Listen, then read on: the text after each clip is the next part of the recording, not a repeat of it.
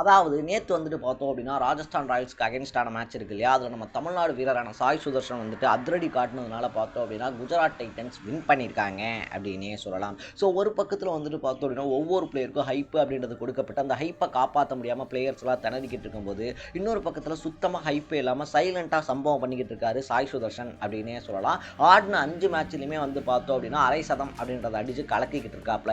So இந்த மாதிரி வந்துட்டு குஜராத் டைட்டன்ஸ் அடித்து பார்த்தோம் அப்படின்னா நல்ல 217 ரன் அப்படின்றத டார்கெட்டாக கொடுக்க அந்த ஆப்போனன்ட் சைட்லேருந்து இறங்கின ஜெய்ஸ்வால், ராணா இவங்க எல்லாம் தொடர்ந்து சொதப்பினதுனால வந்துட்டு பார்த்தோம்னா ராஜஸ்தான் ராயல்ஸ் மண்ணை கவ்வியிருக்காங்க அப்படின்னு தான் சொல்லணும். ரியான் பராக் மட்டும் ஒரு அளவுக்கு நின்று ஆடினாப்ல.